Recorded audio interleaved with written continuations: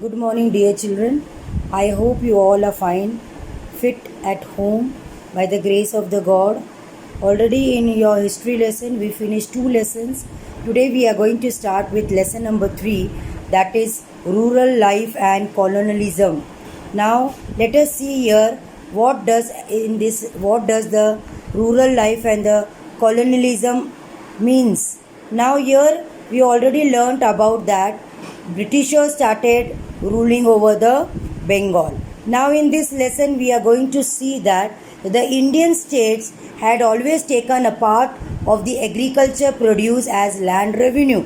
Land revenue they are taking from the farmers, and whatever their farmers are growing, that they are taking from the farmers. The villagers cultivated their land and gave part means little part whatever they are growing as a land revenue type, like a portion of the farm growing to the rulers through the headman and later through the king's officials and the ruler and the headman, they started taking land revenue. Now, already in the lesson number 2 we learnt about East India Company. They started East India Company, Britishers, and they need now Indian revenue to purchase. They want that money should come to purchase new raw materials, spices for trade, and to maintain what? Army for expansion of the British Empire. Now, East India Company, what? They want that the British Empire should be spread everywhere. To spread everywhere the British power, they want what? Money. So they started this land revenue. After the Battle of Boxer, the East India Company got the right to collect the land revenue from Bengal, Bihar and Orissa.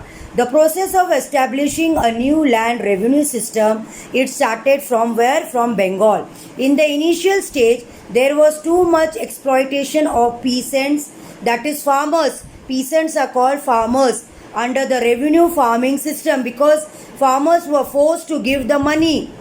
The farmers were forced to give the whatever agriculture product they get. So farming system and Jagirdar started collecting. But finally in 1793, Lord Cornwallis introduced the permanent settlement.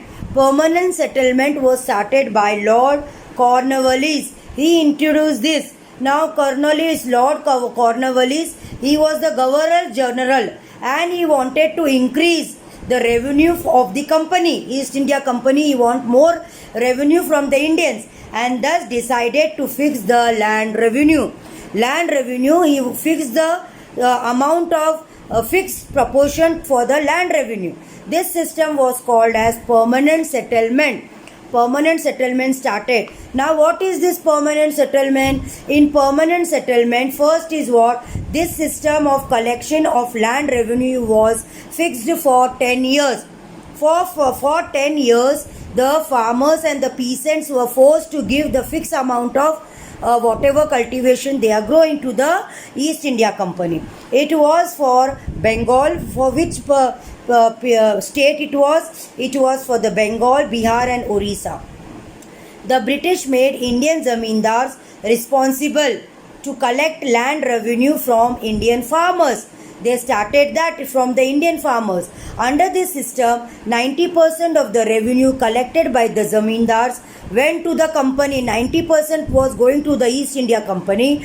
10% was kept by the zamindar. Zamindar was having 10%, 90% to the East India Company. This system of revenue collection ensured that the company started having regular income, regular monthly salary type from revenue, whether the harvest was good or not. Whether the farmer is getting good harvest or not, that was not there. They want only that monthly they should get that land revenue. The system of land revenue collection ensured that the company had a regular income. Due to the high land revenue, many Indian farmers become landless. they become landless because they are not able to give the land. Now permanent settlement as a problem. This problem started. Now zamindars were not investing in the improvement of the land. Zamindar is only taking their own 10%. They are not worried about the farmers. The revenue that had been fixed was so high that the zamindars found it difficult to pay. It was very difficult for them to pay. Anyone who failed to pay the revenue lost his zamindari. Zamindari, if zamindars are not giving 90%, they were forced to give the land. In the village, the cultivator found the system oppressive. They did not like this. The rent he paid to the zamindar was high and his right on the land was insecure.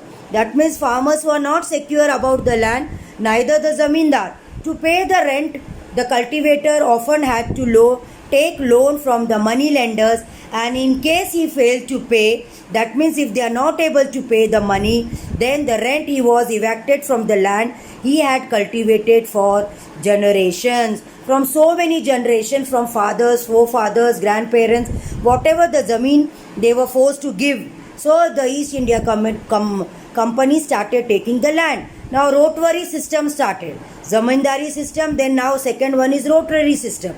Two British officers, Thomas Munro and Capital Reed, tried out other system of land revenue collection in different parts of the country. Now what is the rotary system? First point.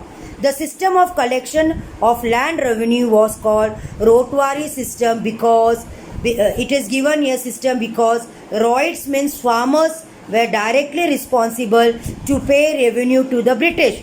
It started rotary. Rotary means farmers. Farmers will now give directly to the company. Now the system was from Bombay and Madras. It was for Bombay and for Madras. Bombay people and Madras, they will give. The British had the right to increase. Whenever the Britishers want, they can increase the land revenue. The British faced problem because there were no zamindars in the south. South, they were not having any zamindars. And Britishers want that zamindars should do this work for them. Zamindar should take this money, whatever the collection is there, and give to them 90% to the company, 10% for the zamindar. Many Indian farmers become landless and bounded laborers due to the high land revenue. Farmers are not happy with this rotary system. Zamindari system also rotary system. Now what are the problems of rotary system? Let us see. Driven by the desire to increase the income from land, revenue officials fixed too high revenue demand. They started more revenue, taxes. Peasants means farmers were unable to pay. Roids fled the countryside and village become deserted in many regions. Farmers, they started going away and villages become deserted. Deserted means no one is there. Now, Mahalwari system. Now, Mahalwari system means what? Let us see. This system was introduced in the Northwest province. Now, Northwest province means Punjab, Delhi and the parts of the central India, and also in Uttar Pradesh. This system started Mahalwari. The land was owned by Mahal. Mahal is a group of the people, they were having this land. That is a group of villagers, Mahal. The Mahal collectively claimed themselves to be the landlords of the village. Mahal used to tell that this land, whatever the land is there in the village, it belonged to them. The revenue was collected by the head of these Mahals and Talukdars and then given to the British government. Mahals and the Talukdars, they used to collect the revenue and give to the company. Demand for indigo. Indian indigo. Indian indigo was in the great demand as it produced a rich blue color. Indian indigo is blue in color and it is preferred by cloth dyers, dyeing of the cloth to give the color to the cloth for dyeing purpose. As the prices of Indian indigo was too high, only some amount of it reached European market. Whatever they were making here from the raw materials, they used to send it to the Europe. And in Europe market, the price of the indigo was high. Due to the rise demand for indigo in Europe, the company in India looked for new methods to expand the area under indigo cultivation, to grow the indigo cultivation. As the indigo trade grew, business grew, many agents and officials of the company began investigating in what indigo production. Whatever production is there, plants, those who are growing, forced roids to sign contracts, farmers to sign the contracts in which they got low price from the indigo they produce, and they got trapped in the cycle of loan. The farmers, they started taking loans which never ended. Peasants faced other problems also. Now they were forced by the planters to cultivate indigo on the best soils, and this exhausted the soil rapidly. The soil become what? It started becoming less fertile. Rapidly it started what? It exhausted. Whatever richness was there, it get exhausted. Blue rebellion. The last is in March 1859, thousands of riots refused to grow indigo, and as the rebellion spread, the indigo factories were attacked. People started attacking. Riots decided not to take advance to slow indigo. After the revolt of 1857, the British government was worried about the possibility of another popular rebellion. Rebellions means when something we are against of something, it is called as rebellion. Now people are against the rebellion, against the blue what? Indigo. So the government brought in the military to protect the planters. A commission was set up to inquire into the system of indigo production. After the revolt, indigo production collapsed in Bengal. It was not again started, and it collapsed. Collapse means गिर जाना in Bengal. Then some conclusion is some of the effect of it introducing different system of revenue, where that the pressure of paying the revenue in time and rigid method of collecting what pushed the farmers into clutches of the money lenders. Poor farmers become more poor. As a result, they either become landless or bonded laborers. They become laborers.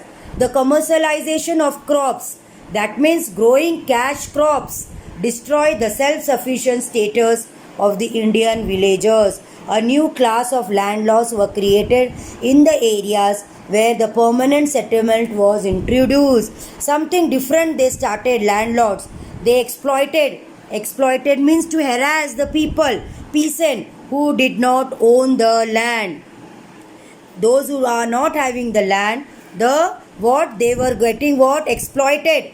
Exploited means harassed by the permanent settlement, and thus the peasant and the farmers were not happy. I hope you understood the lesson. This and read your lesson. Keep your notes ready so that whenever the school will start, I will see your lessons. Thank you very much. Have a good day, children.